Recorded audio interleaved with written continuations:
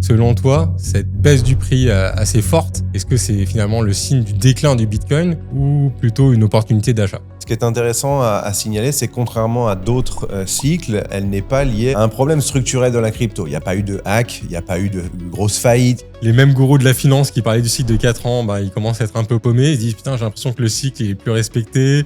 Qu'est-ce qui se passe ?» Je pense que ces cycles, ils ont pu être valables, pas par chance, ni par hasard, mais dans une certaine mesure, il y avait un petit peu cette prophétie qui se répète parce qu'on avait envie qu'elle se répète. Les investisseurs particuliers ont quand même tendance à entrer un petit peu toujours au mauvais moment. Et c'est pas de leur faute, c'est-à-dire que quand vous entendez les plateaux de TF1 et de France 2 parler de l'actualité, généralement, c'est trop tard. Moi, ces temps-ci, avec cette baisse, j'ai vu aussi mon article Acheter le Bitcoin où il y avait pas mal de trafic et donc des gens qui raisonnent plutôt en mode opportunité, ce que j'avais pas forcément vu dans le passé. Le monde change, le monde évolue, donc n'hésitez pas à remettre un peu en question votre allocation, vous dire tiens, j'avais pas de métaux, peut-être que là c'est un moment d'y rentrer, j'ai pas de crypto, peut-être que là c'est le moment de surpondérer un petit peu. C'est ça en fait la clé d'un bon investissement, il y a une notion de timing et la notion de diversification qui est vachement importante. Finalement, Zcash, est-ce que ça pourrait pas être le nouveau Bitcoin? Je vais peut-être en décevoir certains, mais pour moi la réponse est...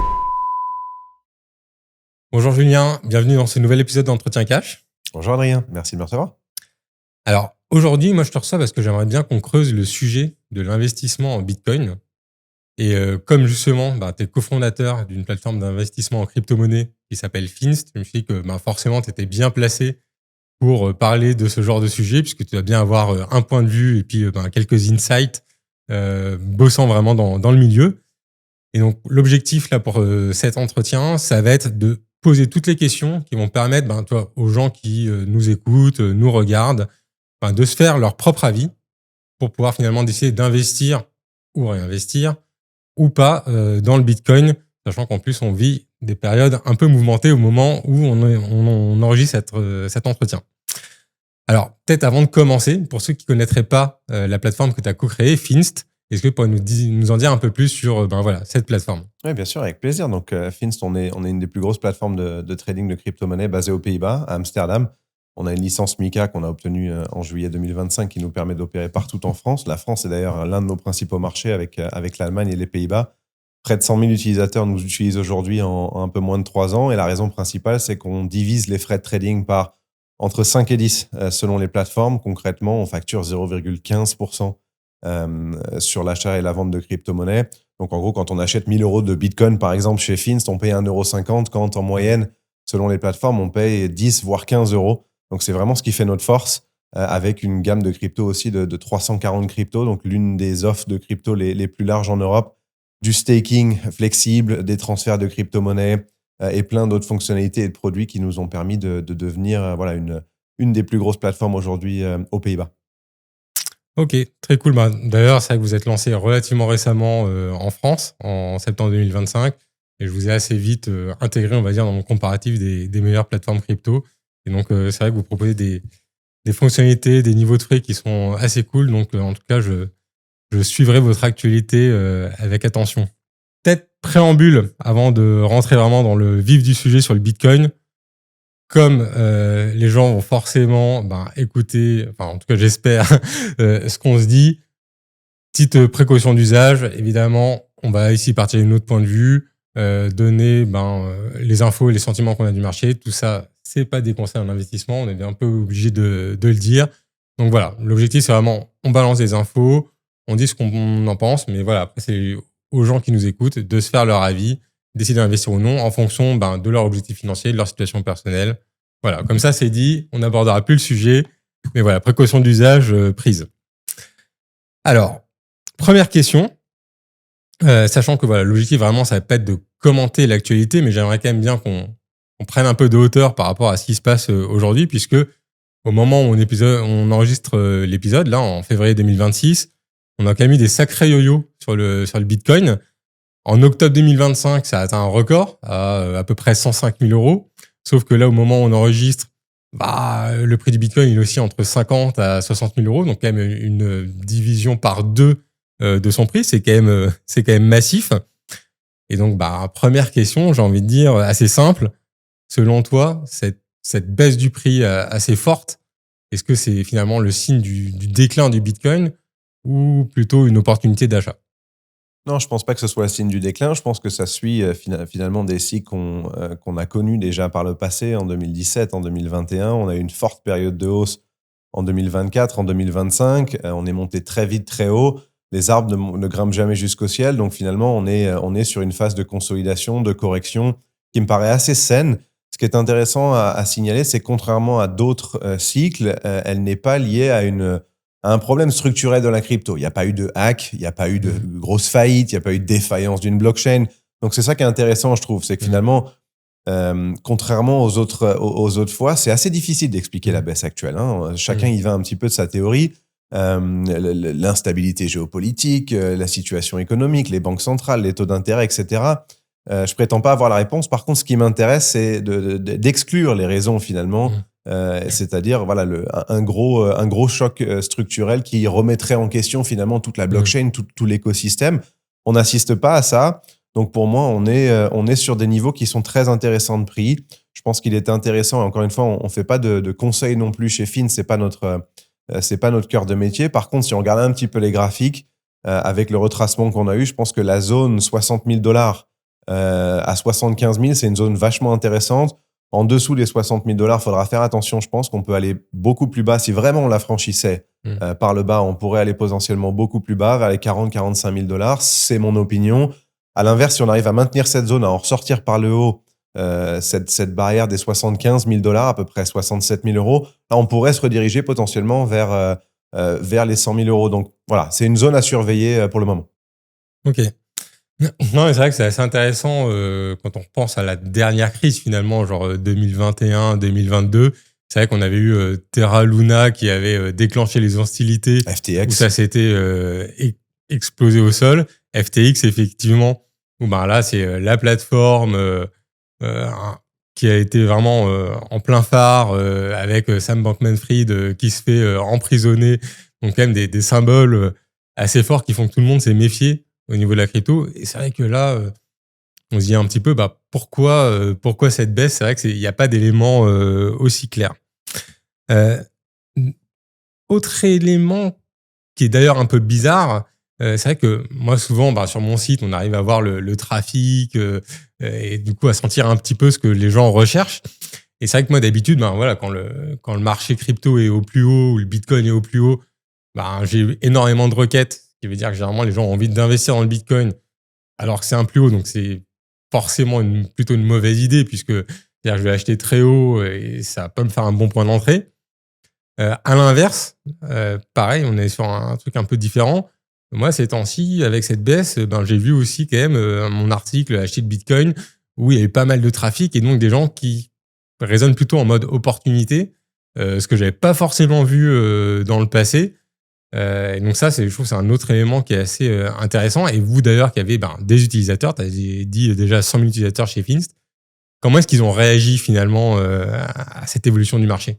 Ouais, on suit à peu près les mêmes tendances. C'est intéressant. Un regain de volume assez marqué, notamment ce fameux jeudi noir qu'on a eu il y a quelques jours. Je pense qu'il y a un certain nombre d'investisseurs qui sont restés un petit peu sur le banc de touche quand on s'est approché des 100 000. Ça a été très vite, encore une fois. Il y a énormément de gens qui ont vu un peu le train passer et qui se sont dit, tiens, est-ce que j'y vais, est-ce que j'y vais pas? Je pense que c'est pas une mauvaise idée potentiellement d'avoir pris son mal en patience et de s'être dit, bon, à 100 000, j'achète pas vraiment, je pense que c'est trop haut.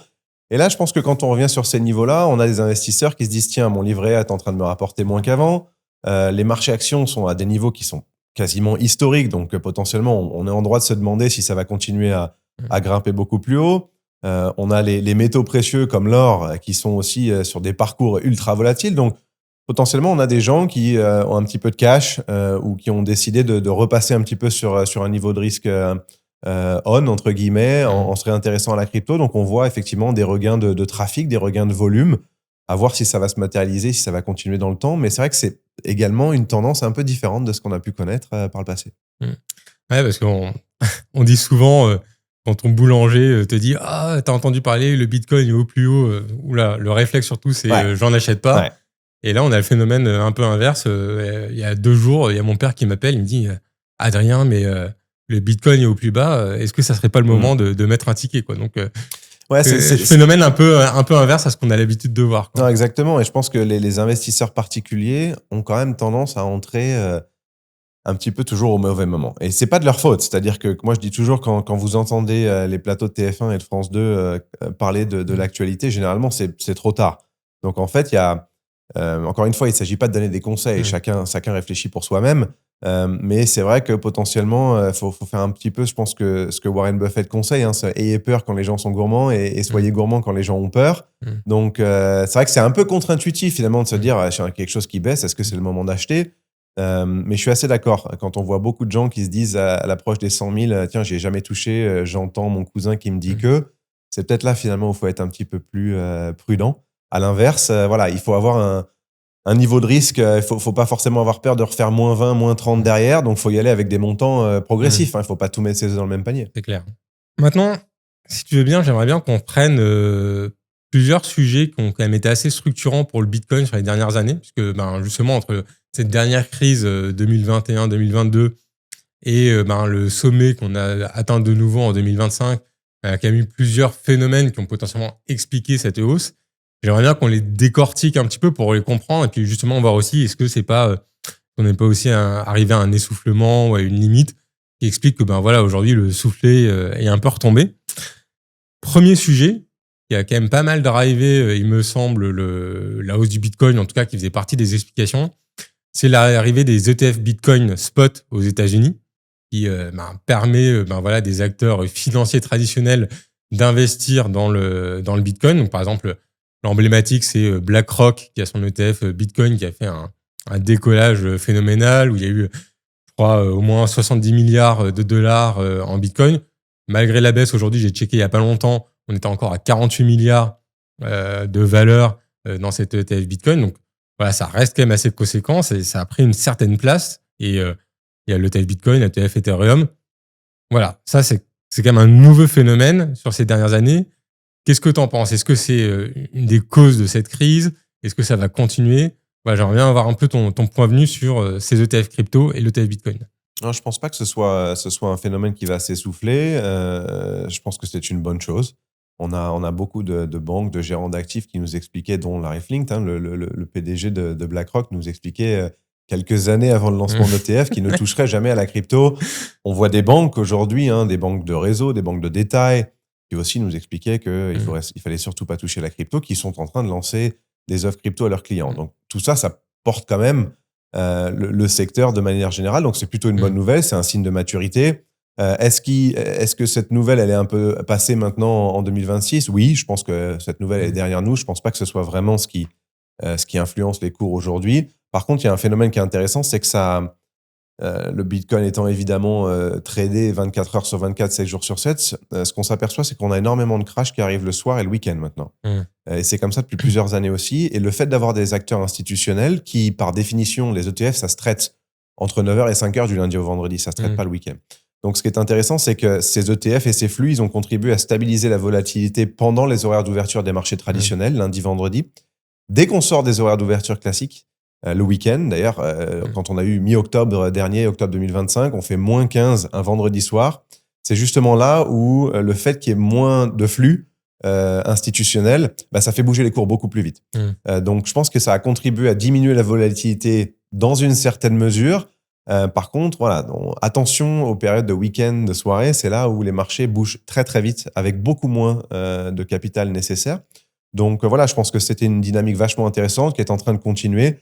Est-ce que ça suffira pour faire en sorte qu'on ait un nouveau cycle haussier? Peut-être pas, selon moi, mais ça y contribuera dans une certaine mesure. Parce qu'au final, les clients de BlackRock, on dit toujours BlackRock, c'est pas BlackRock qui investit, c'est les clients de BlackRock qui sont des fonds de pension qui eux-mêmes ont des clients qui sont des particuliers comme toi et moi, qui investissent dans leurs comptes titres, etc. Donc on a toujours tendance à dire c'est BlackRock qui investit. Non, c'est pas BlackRock qui investit. Non, c'est effectivement des Américains qui investissent pour leur retraite, sachant que eux, ils n'ont pas le système français par répartition, donc ils ont beaucoup plus l'habitude d'investir pour leurs vieux jours. Et oui, désormais, ils ont eu la possibilité d'investir dans le Bitcoin via ces ETF. Pour ça, donc c'est vrai que ça fait forcément un pool d'investisseurs colossal. Quoi. T'évoquais effectivement les acteurs traditionnels, les banques, Larry Fink avec un beau retournage de veste. Ça, c'est aussi, je pense, un phénomène qui est quand même effectivement une certaine financiarisation, en tout cas du monde traditionnel de la finance qui est venu vers la crypto, beaucoup plus qu'avant. Et ça, de la même manière, ça nous pousse pas à avoir un risque encore plus fort que le Bitcoin finalement suive des tendances du marché traditionnel, tu vois, genre les hausses et baisses de taux directeurs, ou on voit souvent, par exemple, les valeurs tech. Donc, est-ce que finalement le Bitcoin, ça pourrait pas être le Nasdaq en plus accentué, ou justement le Nasdaq, mais sauf que, comme tu le dis, qui peut réagir le week-end alors que le Nasdaq ne bouge pas le week-end, quoi. Ouais. Non, c'est intéressant ce que tu dis et je pense que j'entends beaucoup de commentaires récemment. On essaie toujours de corréler le Bitcoin à une classe d'actifs. Alors, un coup, on le corrèle à l'or, un coup, on le corrèle aux monnaies, un coup, on le corrèle aux actions. Et je pense que personne n'a vraiment la réponse. Et je pense pas que Bitcoin puisse vraiment être corrélé à une classe d'actifs en permanence. Par contre, ce qui est intéressant, c'est que c'est en train de devenir un actif de plus en plus macro.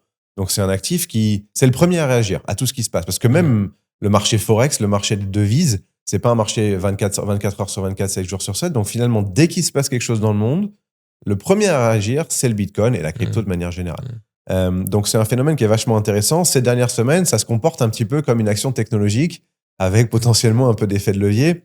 On est loin quand même des cycles où on voyait Bitcoin faire du moins 15, plus 15 à peu près tous les jours. Hein. Ça devient quand même un peu plus rare. Maintenant, quand on fait moins 5, déjà, on a les plus gros médias qui nous en parlent. Donc là aussi, c'est une preuve quand même d'un peu plus de maturité. Mais c'est vrai ça se comporte un petit peu comme des actions technologiques qui, elles aussi, pâtissent un petit peu. On a cette vague intelligence artificielle qui est en train un petit peu de s'essouffler aussi. Donc, on a l'or qui fait des siennes, qui fait preuve d'une volatilité plus élevée que le Bitcoin même en ce moment. Donc voilà, tout ça, ça change, ça évolue beaucoup. Je pense que le discours qu'on a aujourd'hui, ce sera pas le même dans 5 ans, c'était pas le même il y a 5 ans. Il faut savoir s'adapter. Il faut savoir, en tant qu'investisseur, faire des arbitrages, prendre des décisions, suivre aussi ses convictions. Mais voilà, tout n'est pas écrit dans le marbre et c'est une industrie qui bouge très, très vite. Et puis, toi, pour revenir un peu, je trouve des débats qui étaient intéressants, qui étaient se dire, tiens, les anciennes crises, elles étaient quand même très liées au monde de la crypto. Parmi les explications, on va dire, évoquées sur la baisse du Bitcoin qui a commencé en octobre 2025, c'était ce moment où Trump rebrandit des menaces face à la Chine. Là, pour le coup, on est quand même effectivement ultra éloigné quand même de problématiques crypto, quoi. C'est pas une loi anti-crypto aux États-Unis, etc. On est en train de reparler de droits douane et de la Chine. Et effectivement, le Nasdaq, d'autres actions ont réagi négativement. Le truc, c'est qu'elles ont rebondi, mais le marché crypto n'a pas forcément rebondi de la même manière. Donc voilà, on est sur un mode de fonctionnement effectivement qui est assez, je trouve, compliqué à appréhender ces temps-ci, quoi. Ouais. Sur un autre volet de la finance traditionnelle qui s'immisce dans le milieu de la crypto, il y a un autre phénomène que je trouve super intéressant et que j'avoue avoir un peu de mal à comprendre, c'est les Bitcoin Treasury Company. La plus emblématique étant Strategy de Michael Saylor, c'est ça? Saylor, ouais. Donc voilà, aficionados du Bitcoin. J'ai regardé en préparant l'épisode, voilà, ils en sont quand même à 700 000 Bitcoins possédés par Strategy, ce qui représente quand même 3,5% des jetons de Bitcoin en circulation. Donc c'est quand même conséquent. Et forcément, ça aussi, ça a un impact. Les mecs, ils font des levées de fonds, ils s'endettent, etc. pour acheter du Bitcoin. Donc forcément, ça a un impact sur le cours, à la hausse, à la baisse. Ça peut avoir des répercussions. Qu'est-ce que t'en penses, toi? J'en pense que c'est un pari risqué d'un homme qui a une conviction extrêmement forte. Une société MicroStrategy, c'était son ancien nom, qui faisait du software, hein, si je dis pas de développement de logiciels, qui a complètement pivoté en fait à l'image de son PDG qui est aficionado des cryptos. Ce qui est intéressant, c'est que Strategy, il y a encore quelques mois, son cours, parce que c'est une société cotée, hein, qui ne détient maintenant quasiment plus que du Bitcoin sur son bilan, elle se traitait finalement je crois qu'à son pic, on était à peu près 2 fois la valeur des bitcoins qu'elle détenait. Aujourd'hui, elle se traite moins cher que la valeur des bitcoins qu'elle détient. Donc, en fait, il y a eu un réel arbitrage sur Strategy. Il y en a d'autres qui sont en train de voir le jour, qui ont suivi un petit peu, qui se sont dit, tiens, si Michael Saylor le fait et que ça attire autant de publicité, etc., pourquoi ne pas le faire? Donc, il y en a plein d'autres maintenant, des Bitcoin Strategy. Et on s'est aperçu qu'il y a eu un réel arbitrage, c'est-à-dire qu'on pouvait finalement acheter du Bitcoin moins cher en achetant stratégie que d'en acheter du vrai, entre guillemets. Maintenant, c'est l'inverse. Moi, après 15 ans dans la finance de marché et dans le trading, une chose c'est sûre, c'est que les arbitrages sur les marchés financiers ne restent jamais longtemps. Donc, s'il y a une décorrélation entre le cours d'un actif et son sous-jacent, en l'occurrence, une compagnie qui détient que du Bitcoin, finalement, elle devrait être pricée à peu près comme le Bitcoin, ça reste jamais longtemps. Donc, on a assisté à quelque chose de très normal. On a assisté à une correction très brutale sur le cours de stratégie. A priori, ces Bitcoin Treasury Company, elles devraient se traiter finalement très proche du cours du Bitcoin. Moi, si tu me demandes mon avis, pour les investisseurs particuliers, je vois vraiment pas l'intérêt d'acheter stratégie plutôt que d'acheter du Bitcoin. Si on a une conviction sur la crypto, achetez du Bitcoin en direct. Si vraiment vous préférez le faire depuis le confort de votre banque, achetez un ETF crypto. Là encore, je vois pas trop l'intérêt. Mais voilà, je pense qu'il y a eu un très bel effet de mode.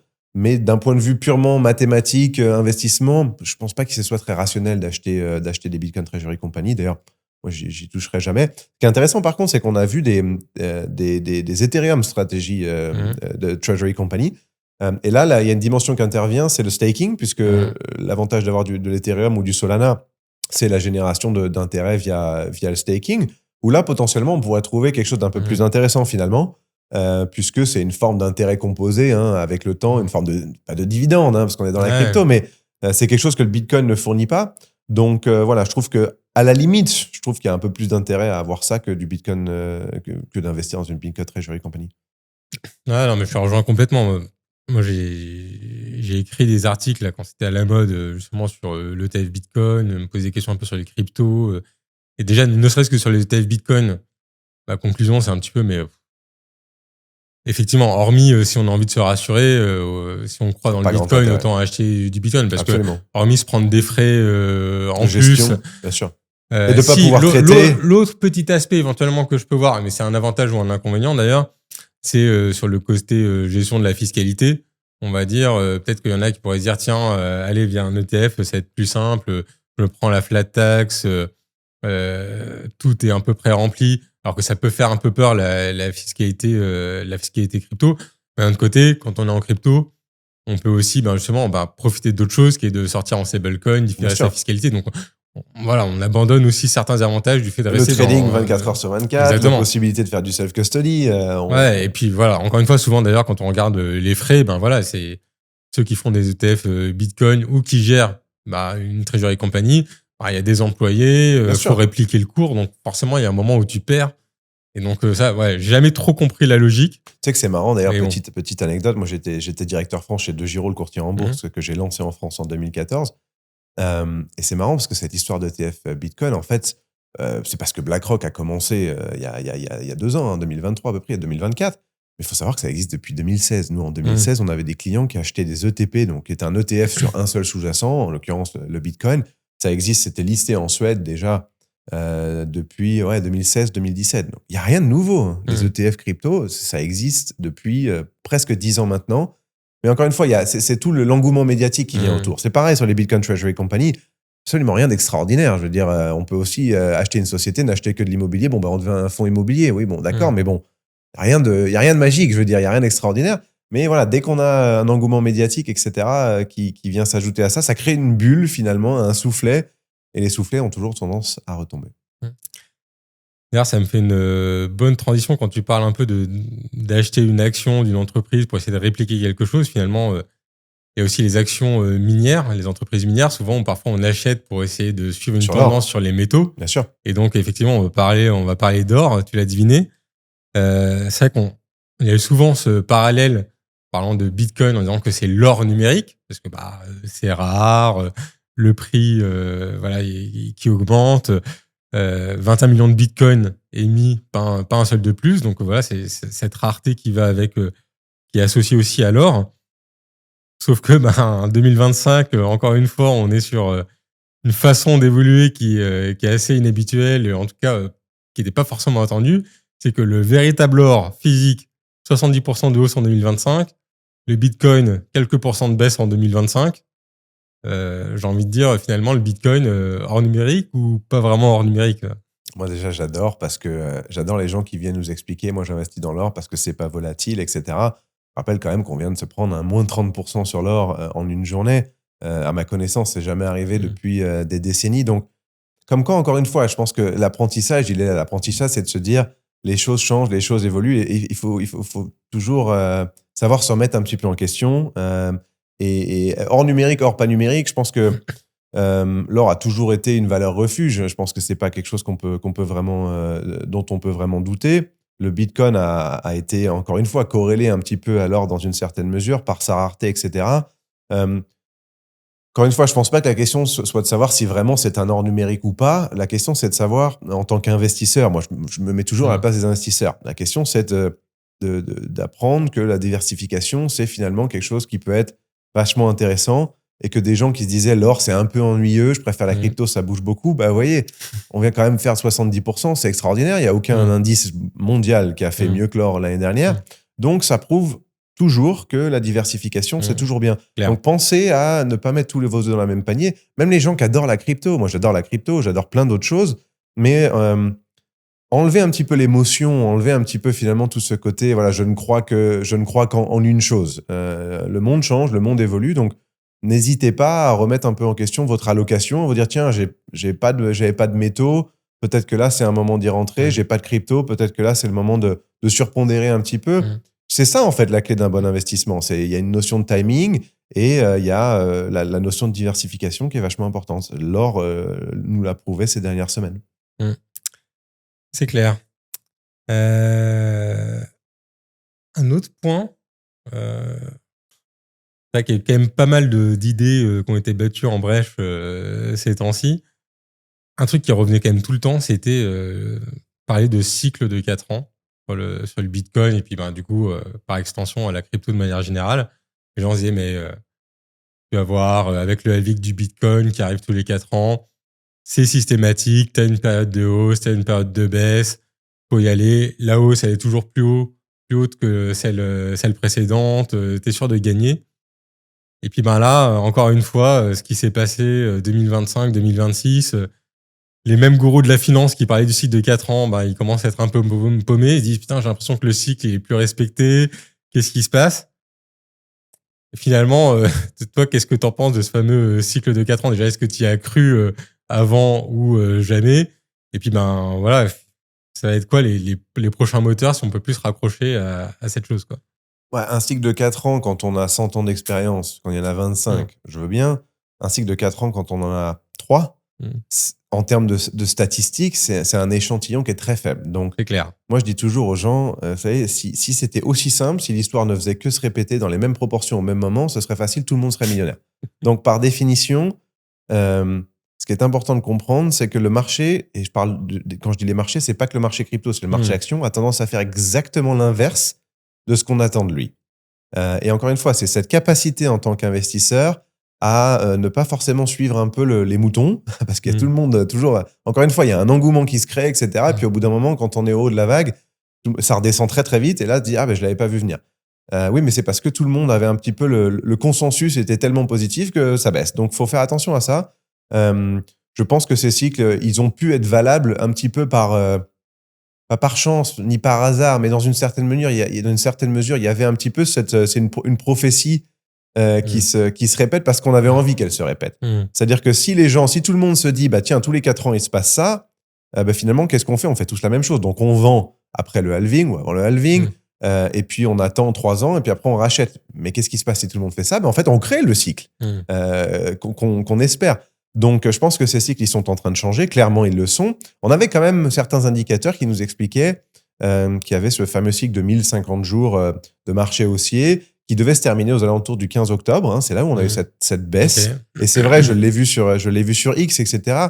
Il y a effectivement, il y avait des données là-dessus. Encore une fois, facile à dire. Quand après coup, c'est toujours facile. Mais si on suit ces mêmes données qui nous expliquaient qu'à partir d'octobre 2025, on pouvait potentiellement avoir un début de retournement, ça sous-entendrait qu'on en est à peu près on en a pour 9 à 12 mois. Donc potentiellement, jusqu'au 3e trimestre 2026, il se pourrait qu'on soit dans des zones un petit peu tumultueuses. Donc Peut-être qu'on fera un épisode fin 2026 pour voir si ça s'est avéré. Mais voilà, attention à ne pas croire que les choses se répètent toujours de la même manière au même moment.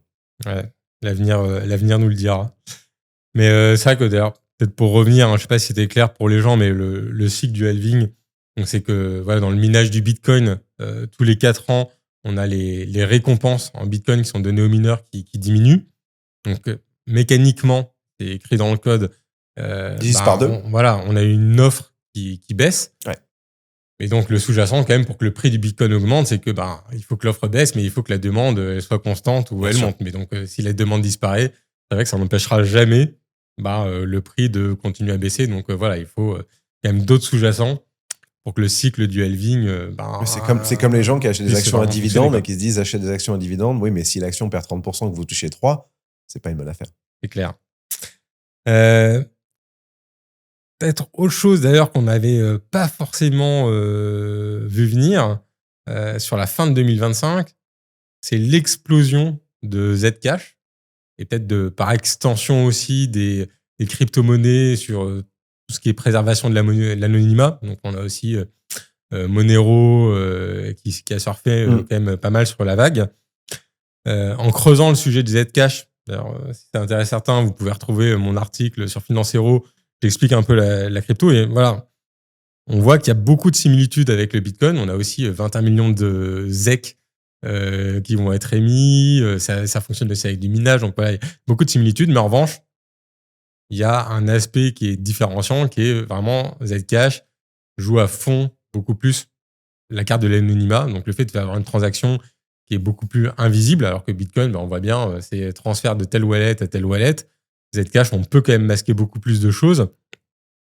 Et il y en a qui expliquent cette explosion de Zcash par l'émergence de l'anonymat qui devient plus forte et finalement des similitudes avec le Bitcoin. Et donc finalement, Zcash, est-ce que ça pourrait pas être le nouveau Bitcoin, quoi, en fait, Bitcoin en mieux et qui viendrait effacer cet ancêtre qui a certes lancé la blockchain, mais n'est pas forcément parfait, quoi. Je vais peut-être en décevoir certains, mais pour moi, la réponse est non. On l'a vu, Zcash, septembre, octobre dernier, sur notre plateforme, on a atteint des niveaux de volume sur Zcash qui étaient vraiment extraordinaires. On a fait, je sais pas, peut-être 20 fois plus de volume d'un mois sur l'autre. Encore une fois, un engouement très prononcé. Je pense que la raison même de l'anonymat, c'est ce qui fait que ça ne deviendra jamais aussi populaire que le Bitcoin. Pourquoi ? Parce que un actif qui sert finalement à aider, entre guillemets, certaines personnes qui sont parfois mal intentionnées à masquer finalement l'origine de certains fonds ou leur destination, c'est un actif qui ne pourra pas devenir institutionnalisé. C'est un actif qui ne pourra pas être adopté finalement de la même manière que le Bitcoin l'est adopté. Je pense que le Bitcoin, c'est un standard maintenant. Zcash, ce n'est pas un standard. C'est un peu comme le Bitcoin Cash. Bitcoin Cash, on nous le vendait comme... d'ailleurs, c'est même le nom. On nous expliquait que Bitcoin Cash, finalement, c'était Bitcoin en mieux.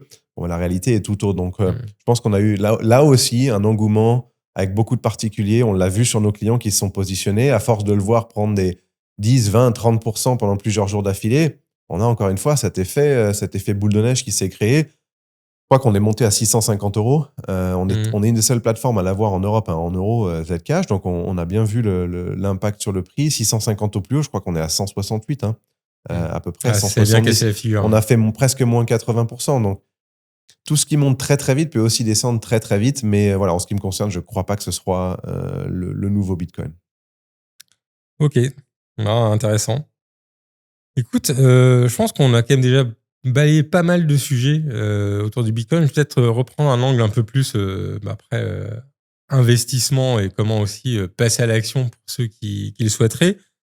Toi, justement, à titre perso, et quand on a ces cycles, ces hausses, ces baisses qui restent quand même toujours assez violents quand même dans l'univers crypto, toi, ta philosophie d'investissement, ou d'ailleurs même ce que tu vois chez les investisseurs chez Finst, c'est quoi ? T'as beaucoup de DCA, donc dollar cost averaging, le fait d'investir, de rentrer sur le marché de manière fréquente, ou est-ce que tu dis non, le mieux justement, c'est profiter des bas de cycle.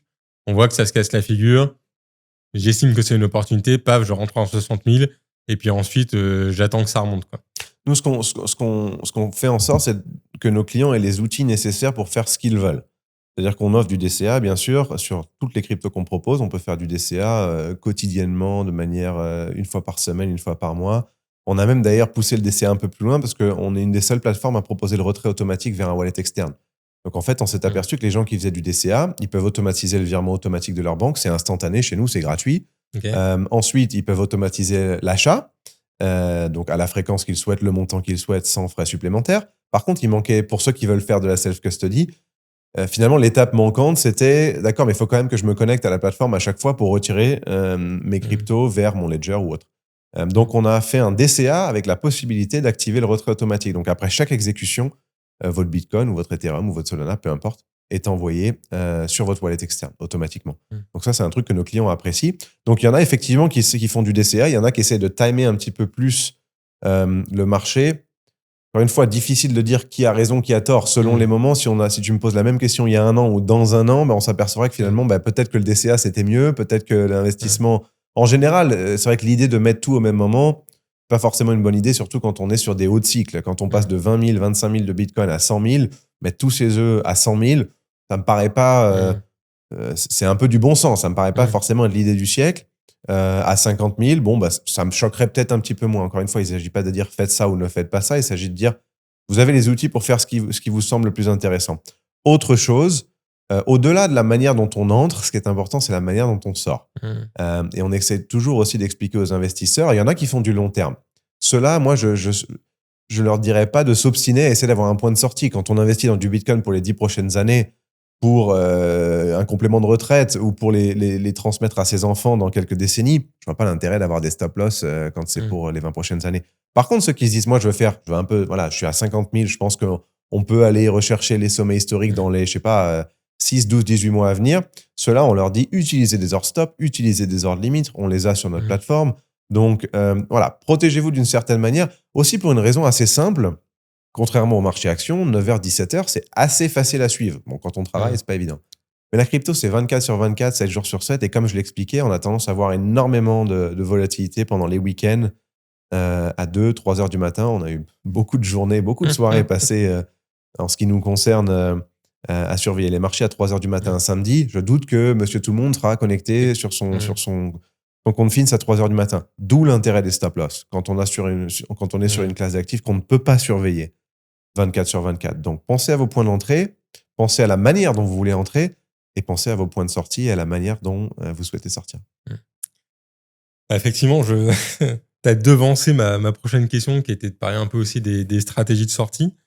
Parce que c'est vrai que c'est assez fréquent d'entendre parler, par exemple, du DCA.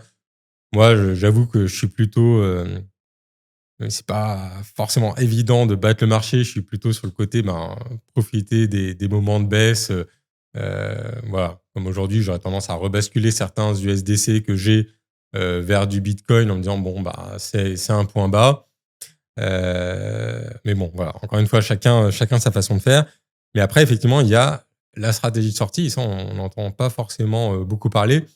Moi, j'ai un peu le réflexe d'y aller progressif. Par exemple, je sais pas, tous les 10% ou 20% de Bien plus-value, sûr. me dire, je sais pas, j'écrète ma plus-value. Donc, écréter ma plus-value, en gros, c'est prendre mon investissement, j'ai ce qui est en plus-value, hop, je le sors justement en stablecoin pour le réinvestir à un autre moment où ça me paraît plus opportun.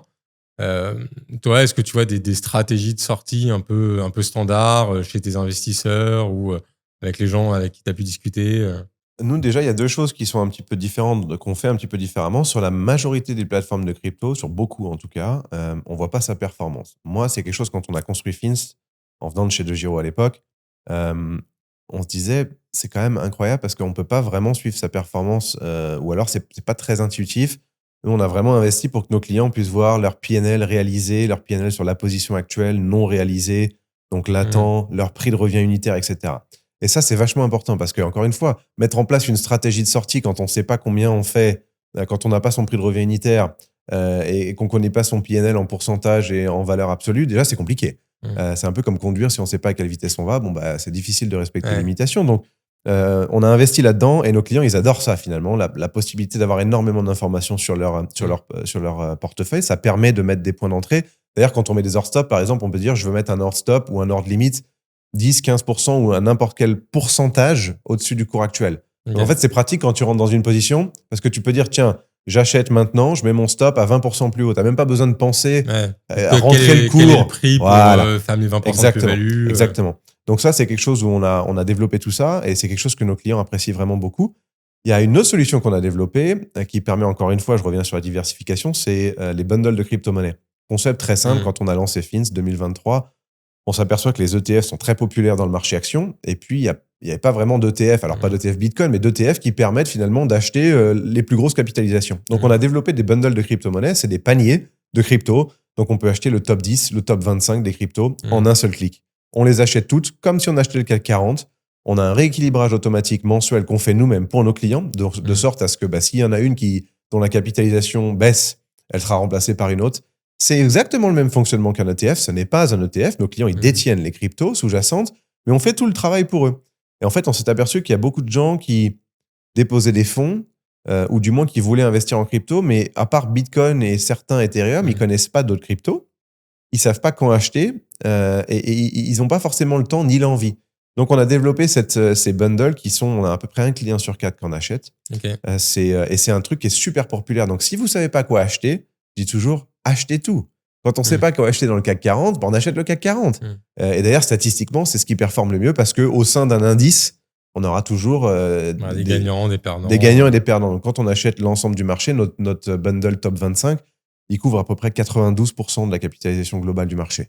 Donc, quand on est exposé à 92%, il y a de fortes chances qu'on performe comme le marché. D'ailleurs, c'est un fun fact, mais on a regardé en octobre dernier, je n'ai pas regardé depuis, mais notre bundle top 25 faisait 19% de plus que Bitcoin. J'étais juste avant le gros crash. Ça surperformait Bitcoin sur un an de 19%. D'où l'intérêt, encore une fois, c'est la diversification, il n'y a pas de miracle. Donc voilà, c'est un petit peu encore une fois, on a beau dire aux gens, bah oui, faites ci, faites ça, mais s'ils n'ont pas les outils pour le faire, s'ils n'ont pas l'accès à leur performance calculée pour eux, s'ils n'ont pas les types d'ordre, etc., on a beau leur expliquer, s'ils ne peuvent pas le faire, ils ne peuvent pas le faire. Donc, nous, notre rôle, c'est vraiment de donner les outils aux investisseurs pour qu'ensuite, ils puissent décider par eux-mêmes quelle est la meilleure stratégie à adapter. Ouais, c'est vrai que moi, à titre perso, j'investis dans du Bitcoin, mais aussi Ethereum, Solana, Chainlink, enfin voilà, en fonction de mes convictions, ça permet de diversifier un petit peu. Puis voilà, forcément, c'est mon métier, donc j'ai un peu le temps de creuser et plus que d'autres. Mais du coup, ouais, les bundles vont faire cet effet d'ETF qui permet de diversifier d'un coup. En revanche, sur des solutions comme ça, j'ai déjà eu des questions sur notre forum ou sur notre site. Quant à ce type d'outil-là, est-ce que quand tu fais tes rééquilibrages, donc justement, tu vas acheter, vendre pour t'ajuster aux capitalisations de ces cryptos, est-ce que ça déclenche de la fiscalité finalement pour l'investisseur ou comment c'est géré quoi? Ouais, ça en déclenche potentiellement, effectivement. S'il y a un rééquilibrage qui implique une vente ou un achat, ça va en générer. Après, nous, on fournit un rapport annuel qui permet à nos clients de savoir justement qu'est-ce qui a été réalisé. Okay. Donc, finalement, il s'agit un petit peu de remplir les cases sur sa déclaration d'impôt. Donc, il n'y a pas de miracle. Vous savez, dans la vie, quand on gagne de l'argent, il faut payer des impôts. Donc, il n'y a pas de solution miracle. Donc, effectivement, oui, ça peut en déclencher. Après, pour ceux qui souhaitent ne pas en déclencher, on a la possibilité on offre bien sûr du swap, de l'échange. Donc, on peut échanger n'importe laquelle des 340 cryptos qu'on a contre une autre, sans frais supplémentaires. Il y a beaucoup de plateformes qui facturent le double quand ils font un échange. Chez nous, on peut swapper du Bitcoin contre l'Ethereum ou de l'USDC et donc ne pas déclencher la fiscalité. Donc, moi, je dis toujours, c'est un peu un moindre mal. C'est-à-dire qu'essayer d'éviter la fiscalité, finalement, je ne vois pas trop l'intérêt. Je veux dire, encore une fois, moi, j'aime bien payer des impôts. Ça signifie qu'il y a de l'argent. Donc, voilà, c'est un peu difficile à éviter, quoi. Après, c'est plus sur le côté un peu rébarbatif, quoi. Si jamais, voilà, on est sur le long terme, on se dit, tiens, je fais mon bundle de 25 cryptos. Ouais. Et moi, j'y crois pour les 20 prochaines années. D'avoir à remplir tous les ans. Alors, ce qu'on propose aussi, voilà, je vois ce que tu veux dire. L'idée de s'éviter ça, quoi. Non, je vois ce que tu veux dire. Ce qu'on propose aussi, c'est de désactiver le rééquilibrage automatique. Justement, parce que en réalité, le rééquilibrage, il varie en fonction de l'évolution des cours, mais c'est pas, on va pas se retrouver à avoir un coup 50% de Bitcoin, le lendemain 80, le mois d'après 20. Non, c'est quand même dans des proportions, toutes proportions gardées. C'est pas nous qui décidons qu'est-ce qu'on rééquilibre. C'est vraiment basé sur la market cap du marché. Donc, on peut désactiver le rééquilibrage de telle sorte à ce que là, à ce moment-là, il n'y en a plus. Donc, finalement, on se retrouve à acheter les 25 dans les bonne proportion au moment où on les achète, Ok. sans rééquilibrage. Et à ce moment-là, ça permet justement d'éviter ce que tu dis, d'avoir le côté, tiens, il faut que je déclare Ok. 6 € de plus-value ou de moins-value. Ok. À un moment, tu as eu un élément de discours que je trouve plutôt pas mal, parce que globalement, c'est celui qu'on a aussi chez nous, qui est que, bah, évidemment, faut diversifier.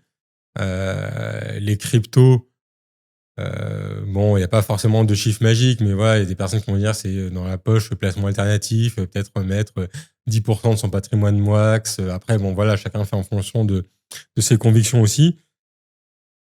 Toi, est-ce que tu vois dans vos investisseurs, peut-être d'ailleurs, peut-être qu'avec les KYC et choses, vous avez un peu une idée du patrimoine global.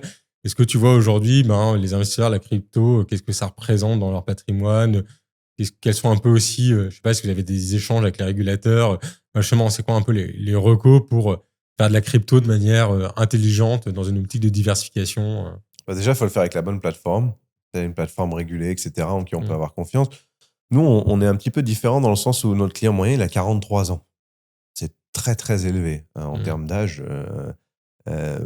Pour une plateforme crypto où généralement, on a tendance à dire la crypto, c'est pour les jeunes. Bon, 43 ans, c'est jeune, mais c'est pas non plus 18-25.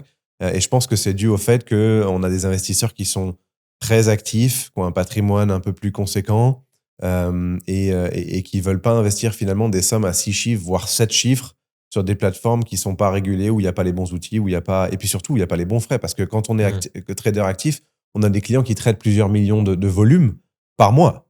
Donc, quand on économise 5 000 € par million tradé à peu près en frais, et qu'on fait ça 2-3 millions par mois, bah, ça fait vite 50-100 000 € d'économiser à la fin de l'année en frais.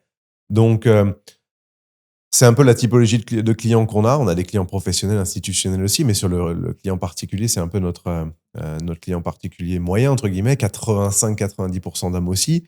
Donc, on sait qu'ils ont d'autres classes d'actifs, beaucoup d'actions et beaucoup d'ETF. On n'a pas de données précises sur le sujet parce qu'on échange avec eux, donc ils nous le disent, tiens, j'aimerais bien pouvoir traiter aussi des actions, des ETF sur Fins, comme ça au moins j'ai tout au même endroit. Donc on le sait, on fait un peu des sondages et on les connaît pour certains, mais pour être très honnête, on n'a pas de données ultra précises sur... De toute façon, c'est déclaratif quand on remplit des Toujours, KYC bien sûr. ou autre. Ouais, toujours. Donc, il faudrait... Et puis j'imagine qu'il y a plein de gens qui n'ont pas envie forcément Mm.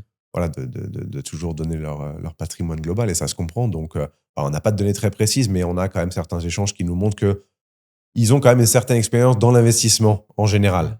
C'est pas forcément des gens qui arrivent, qui n'ont jamais investi nulle part et qui se mettent à la crypto sans avoir touché à autre chose. Il y en a, hein, mais c'est pas, ça semble pas être la majorité de nos clients.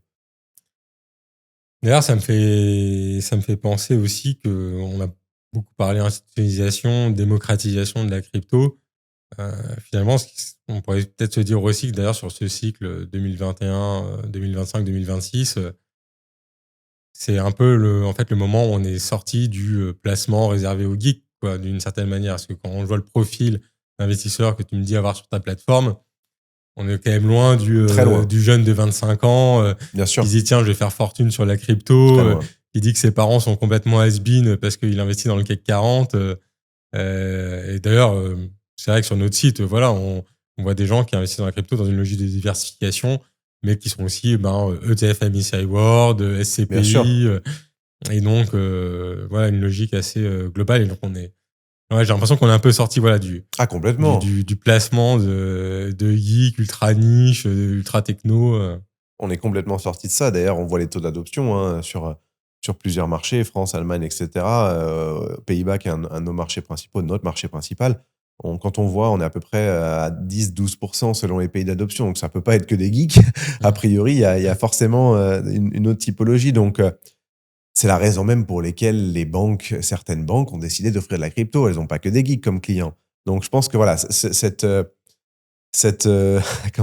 typologie initiale, et il y en avait vraiment des investisseurs, moi j'en connais, qui ont acheté des bitcoins à 70-75 €, qui les ont encore. Je les respecte d'ailleurs, pas pour les avoir achetés à ce prix-là, mais pour les avoir gardés pendant tout ce temps, et qui sont encore assis dessus. Mais ça, c'est une vraie conviction. C'est-à-dire que moi, j'ai énormément de respect pour des gens qui sont capables de dire, voilà, je sais que vraiment, c'est mon patrimoine. Je vais en faire, c'est un état d'esprit, c'est une philosophie, c'est ce qu'on appelle des crypto-maximalistes un petit peu. Moi, c'est pas mon cas. Je suis pas un crypto-maximaliste. Je ne jure pas que par la crypto. Je dis pas, tiens, le système financier traditionnel tel qu'on le connaît, il y a rien de bien, faut tout jeter à la poubelle. Il y a que la crypto qui compte. Moi, je dis, on est dans une phase où on peut avoir un monde qui est bien meilleur que celui qu'on connaît, avec finalement le meilleur des deux mondes. Il y a tellement de choses intéressantes dans la blockchain, dans la crypto. Il y a des choses très intéressantes dans la finance traditionnelle. Pourquoi ne pas faire finalement un monde qui est meilleur plutôt que vouloir tout jeter et tout remplacer? Donc voilà, je pense qu'il y a beaucoup de gens qui s'aperçoivent de ça aussi, qui ne jurent pas que par ça, mais qui se disent, bon, bah, au bout d'un moment, on peut pas, on peut dire au début, les premières années, j'y crois pas, c'est un scam. Mais bon, au bout de 15 ans, quand c'est un marché de 2500 milliards, on peut pas expliquer aux gens aujourd'hui que ça va aller à zéro, ça va disparaître demain. Je veux dire, ce serait un peu étonnant. Donc voilà, cette philosophie, elle a changé. Et tant mieux d'ailleurs, même les politiques, même les banques centrales, même les gouvernements. Quand on voit qu'on commence à créer des réserves de Bitcoin de la même manière qu'on crée des réserves d'or, bon, bah voilà, a priori, l'argument qui consistait à dire, c'est que pour un petit groupe d'hurluberlus qui croient en ce nouveau phénomène, je pense qu'on est assez loin de ça maintenant, et tant mieux. D'ailleurs, c'est vrai qu'on a beaucoup parlé de Bitcoin dans cet épisode, mais il y a quand même aussi les stablecoins qui ont quand même vachement émergé sur les dernières années et poussé beaucoup par les institutionnels parce qu'on s'est rendu compte que faire des transferts de valeur à l'international, plutôt que faire le virement ultra coûteux en frais d'un pays à un autre, un stablecoin, c'est fait en un claquement de doigts avec des frais ultra limités. Donc, il y a aussi des cas d'usage réels de la blockchain qui apportent de la valeur. Donc, tu as complètement raison sur le fait de dire que ça apporte aussi des bonnes choses, d'où le fait qu'il y ait quand même un potentiel sur le fait de rester. Et d'ailleurs, je rebondirai aussi sur ce que tu évoques entre le Bitcoin maximaliste et puis justement penser à ce que fait le monde traditionnel avec les réserves en or. C'est vrai que c'est un autre élément de discours qu'on n'a pas vraiment abordé, mais il y a quand même un discours global qui je trouve quand même assez rationnel, qui serait de se dire, voilà, la dette peut pas aller jusqu'au ciel. La dette américaine est très lourde. Bon, la dette française aussi. Du coup, forcément, ça peut poser des questions sur le dollar. La géopolitique aussi montre que la géopolitique américaine et mondiale, on voit qu'il y a encore des risques. Ça peut donner envie de se réfugier dans un actif qui est pas à la main d'un État. Et donc, le Bitcoin, c'est typiquement une réponse possible. Alors, est-ce que ça sera la réponse? Ça, personne ne peut le dire. Mais en tout cas, c'est vrai que ça offre une alternative par rapport à des craintes qu'on peut avoir, parce que, mine de rien, effectivement, les dettes qui grimpent jusqu'au ciel ou des menaces sur l'indépendance d'un banquier central aux États-Unis, c'est des choses qui font aussi réfléchir et qui s'entendent carrément, quoi. C'est pour ça, d'ailleurs, et on revient à ce qu'on disait au début, c'est pour ça que c'est vachement intéressant de comprendre cette baisse brutale et très rapide. On a tendance à dire, actif de refuge en période d'incertitude géopolitique, économique, etc. Ce qui est un petit peu le cas, dans une certaine mesure. Pour autant, on a ces corrections qui arrivent à peu près au même moment, alors qu'on pourrait s'attendre finalement à un peu l'inverse. On pourrait se dire, si tout va bien, Bitcoin baisse. S'il y a un peu trop d'incertitude, à ce moment-là, on se réfugie vers le Bitcoin. C'est pour ça que ça me laisse à penser que ces cycles changent et que il y a une dynamique qui est vachement différente et potentiellement un point d'entrée qui pourrait ne pas être inintéressant compte tenu effectivement des risques que tu évoquais. Je pense qu'on a fait un bon tour. Maintenant, les gens, ils avaient déjà leur conviction, je pense, parmi nos auditeurs, et on a pu soit continuer à les faire réfléchir ou les conforter dans leur opinion.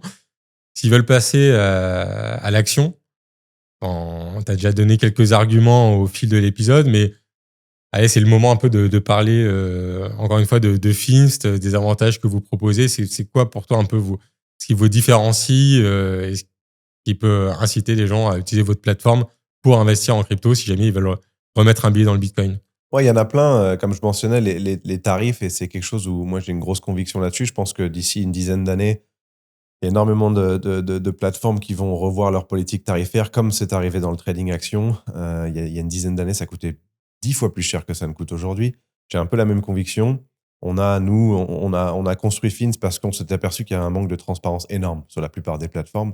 Et je le dis à tous les gens qui investissent sur des plateformes, regardez les spreads, regardez la qualité de l'exécution de vos ordres et faites attention de ne pas payer 1, 1,5%, 2%. Je le vois tout le temps. Et ce qui m'inquiète le plus, c'est que je vois surtout des gens qui ne sont pas au courant. Parce que ça leur est caché, malheureusement, c'est pas de leur faute. C'est pas écrit noir sur blanc, tenez, on vous facture 2% dans le spread. Donc, prenez le temps de regarder. Je dis toujours, je vois énormément d'amis, ils prennent du temps à chercher le meilleur plan d'épargne retraite, la meilleure banque, le meilleur assureur. Et il y a beaucoup moins d'attention sur la crypto. Et en fait, j'ai compris pourquoi. Parce que il y a quelques années, pour ceux qui sont rentrés un petit peu plus tôt, les cours bougeaient tellement que finalement, on payait 1 ou 2%. On s'en fichait un petit peu. Quand on faisait 20 dans la semaine, on dit, bon, bah, c'est pas grave. Par contre, je pense que les temps ont changé maintenant et on n'est plus tout à fait dans cette dynamique. Et puis surtout, pourquoi payer 10 fois plus cher pour la même chose? On peut l'éviter. Voilà, si on peut éviter, je vois pas l'intérêt. La partie sécurité, c'est quelque chose qui a fait notre force. On a implémenté Mika chez Fins avant Mika, c'est-à-dire ségrégation d'actifs. Donc, tous les actifs de nos clients sont dans une fondation distincte, donc pas à notre bilan. Donc, si on fait faillite demain, c'est assez peu probable, surtout qu'on vient de lever encore 8 millions d'euros de série A. Tous les actifs de nos clients sont ségrégés de notre bilan, contrairement aux banques qui ont des réserves fractionnées. Donc, ça permet ça, plus la licence Mika. Déjà, sur la partie régulation, transparence, c'est assez important. Évitez d'investir sur des plateformes dont vous ne savez pas où est le siège social, dont vous ne savez pas si elles sont régulées. Allez-y, il y a une liste blanche sur le site de l'AMF. Utilisez-la. On a vu tellement de gens, nous on le voit chez nos clients, tellement de gens qui se sont fait avoir. Donc voilà, faites un petit peu de due diligence, comme on dit en anglais. Prenez un petit peu le temps. Et puis voilà, encore une fois, on a 340 cryptos sur la plateforme. C'est une des offres les plus larges avec des spreads très compétitifs parce qu'on n'ajoute aucun frais dans les spreads. Donc c'est 0,15% de frais et c'est tout. Les dépôts, les retraits en euros sont gratuits, quasiment instantanés avec toutes les banques, parce que maintenant, depuis le 1er janvier 2026, c'est obligatoire les virements instantanés gratuits partout en Europe. Donc ça, c'est une bonne chose. D'ailleurs, on a une nouvelle méthode de paiement qui s'appelle Wero, qui arrive en Europe. Donc ça va être beaucoup plus simple pour tout le monde de déposer, de retirer en euros. Donc c'est instantané, c'est gratuit. Vous pouvez retirer vos cryptos vers votre ledger ou les conserver chez nous. Encore une fois, c'est entièrement ségrégé. Donc voilà, on s'adresse plutôt à des traders actifs avec des solutions aussi pour les investisseurs plus passifs, comme les bundles qu'on mentionnait. Donc voilà, pour ceux qui veulent commencer, en 3 minutes, vous pouvez télécharger l'appli ou le faire. On a une plateforme sur ordinateur aussi, évidemment. Le KYC se fait en 2 minutes, le dépôt d'argent sans minimum, sans frais. Donc, vous pouvez déposer 1 euro pour essayer. On a des offres de bienvenue assez régulièrement qui sont disponibles sur notre site. Donc voilà, jetez un œil, faites-vous une impression. Et puis, si vous avez des retours, n'hésitez pas à les partager également. Et d'ailleurs, si jamais vous voulez plus de renseignements, j'ai aussi l'avis sur Finst. Je mettrai le lien en description et puis un lien vers la plateforme. Comme ça, vous pourrez voir directement. C'est vrai qu'il y a régulièrement des offres. Voilà, utilisez le lien, vous verrez les offres du moment qui changent assez régulièrement. Et une chose que je voulais mentionner aussi, évidemment, la plateforme est en français, le site est en français, etc., en plusieurs langues. Et notre service client, surtout, c'est des experts en français, par chat, par email et par téléphone. Moi, il y a quelque chose que je déteste, c'est les bots où on est incapable d'avoir une réponse, où ça prend 10 minutes pour au final se retrouver avec 0 réponse, ou les services clients qui répondent pas, ou ne pas pouvoir joindre finalement quelqu'un. Moi, personnellement, je déteste ça. Donc, c'est vraiment quelque chose où on s'est dit, voilà, on veut qu'il y ait une vraie relation de proximité avec nos clients, une vraie qualité de service. Donc, il ne s'agit pas d'offrir les meilleurs tarifs. Pour nous, c'est d'offrir le meilleur rapport qualité-prix. Donc, voilà, c'est quelque chose qui me semble important parce que quand même, j'en vois beaucoup de gens qui viennent chez nous et qui disent ça fait du bien de pouvoir parler à quelqu'un, de pouvoir passer un coup de téléphone, avoir quelqu'un au bout du fil, parce que tout n'est pas parfait. Des fois, il peut y avoir quelque chose qui fonctionne pas bien pour une raison X ou Y, mais au moins avoir quelqu'un au bout du fil, je pense que c'est important et c'est quelque chose qui, je pense, voilà, plaît beaucoup et est assez important pour pas mal de monde. C'est vrai que sur les voilà, on a des niveaux d'expertise différents sur la crypto. Voilà, moi j'en utilise pas mal de plateformes. Ça, je dis souvent, par exemple, Binance, c'est bien quand on connaît déjà, qu'on aime bien la plateforme, pourquoi pas. Mais en revanche, sur le support client, clairement, faut pas trop compter dessus. Et d'ailleurs, quand on regarde les avis sur Trustpilot, c'est souvent un peu ce qui est mentionné comme point négatif. Et voilà, il y a plein de grosses plateformes connues, Crypto.com, Coinbase, où voilà, souvent c'est service client inexistant, sont bloqués, mais on peut pas savoir pourquoi. Et donc, ouais, t'as raison. Pour moi, le support client, voilà, même beaucoup d'investisseurs quand même en France, c'est ultra important. C'est normal. D'avoir un point de support, un point de contact, quoi. Écoute, très bien. On va finir par une petite question traditionnelle qu'on a. On a beaucoup parlé de crypto, mais on a quand même aussi évoqué le sujet important de la diversification. Peut-être si tu peux nous dire Toi, en dehors de la crypto, est-ce qu'il y a un placement que tu affectionnes particulièrement ou sur lequel tu aimerais te lancer prochainement? Je fais beaucoup d'ETF. C'est l'investissement ennuyeux, mais finalement qui performe le mieux. Encore une fois, ça fait 15 ans que je fais ça. J'ai fait à mes débuts, entre guillemets, il y a une quinzaine d'années, je faisais beaucoup d'options, des contrats futurs, etc. Du levier, pas du levier, du CFD, pas du CFD. J'ai à peu près tout testé. Parfois perdu de l'argent, même souvent au début. Il faut passer par là. Maintenant, je fais de l'ennuyant à mourir, mais c'est ce qui marche le mieux. C'est des ETF, c'est du All World, c'est du MSCI World. C'est de la crypto aussi, dans une certaine mesure, encore une fois, hein, diversification. L'immobilier, j'y crois beaucoup. Toujours eu une appétence assez importante pour l'immobilier. Voilà, moi, j'essaye un petit peu d'appliquer ce que je dis aux gens, entre guillemets, de ce que je conseille à mes meilleurs amis, à ma famille. Voilà, je pense que je fais des choses que beaucoup de gens font, de l'épargne de précaution aussi, dans une certaine mesure, mais pas trop quand même. Parce qu'on dit souvent, moi j'entends beaucoup de gens qui nous expliquent, par exemple, il faut 3 à 6 mois de salaire en épargne de précaution. Bon, je comprends l'intérêt, mais enfin, je préfère aussi les avoir dans un ETF, je les vends, le lendemain j'ai l'argent. Donc bon, encore une fois, c'est une notion d'appétence au risque, etc. Donc chacun fait comme il veut. Mais en tout cas, ne laissez pas votre argent dormir sur des comptes courants ou même sur des livrets qui vous rapportent 1%. Ça, c'est vraiment dommage. Et pour ceux à qui ça fait peur, ça se comprend, on est tous passés par là, mais en fait, ça fait pas si peur que ça quand on est dedans. Il n'y a rien de vachement compliqué. Donc voilà, je fais rien d'extraordinaire et ça me va très très bien parce que après avoir essayé plein de choses, encore une fois, si je peux faire gagner du temps aux gens, allez-y, essayez des choses qui sont potentiellement plus rémunératrices. Et puis vous allez vite vous rendre compte que plus le potentiel est élevé, plus le risque est élevé. Et puis il y a un âge pour tout aussi. Hein, quand on a une famille, etc., on n'investit pas de la même manière que quand on est dans la vingtaine où on se dit bon c'est pas grave si je perds 1 000 euros. Je les referai d'ici quelques mois. Donc voilà. Ça change aussi, ça, au fur et à mesure de la vie, je pense. Ouais, je confirme complètement le fait d'avoir une famille ou pas, clairement va impacter, quoi. Écoute, merci beaucoup Julien Merci à toi, pour cet entretien. Franchement, j'espère que ça va aider des gens en tout cas à mieux cerner cette situation un peu inédite là qu'on a ces temps-ci sur le Bitcoin. En tout cas, je pense qu'on a quand même apporté pas mal d'éléments de réponse. Si jamais il vous restait des questions, n'hésitez pas à les poser en commentaire. Hein. On verra pour y répondre également. Si jamais ça vous a donné envie d'investir ou de réinvestir dans le Bitcoin, on l'a évoqué, il y a Fins qui fait partie des nouvelles solutions avec pourquoi pas aussi profiter des petites offres qu'il y a régulièrement pour tester la plateforme. En tout cas, moi je confirme dans mon comparatif, ça fait du bien de voir un nouvel acteur aussi qui joue la transparence et les frais. C'est quand même quelque chose qui est assez important, qu'on a vu quand même se démocratiser sur les assurances vie. Et sur le trading action. Sur le trading action, complètement. Et donc, faut aussi, effectivement, peut-être que sur les cryptos, on est encore un cran en dessous. Donc, c'est bien d'avoir ces nouvelles offres qui arrivent. Pensez à vous abonner à notre chaîne YouTube si ce n'est pas déjà le cas. Ça nous aide nous quand même beaucoup à développer la chaîne. Ça commence à bien prendre. Donc, on compte sur vous. Et puis, évidemment, rendez-vous sur le site de financero.fr si jamais vous avez des questions pour retrouver aussi nos guides, avis comparatifs pour reprendre le pouvoir sur vos finances perso.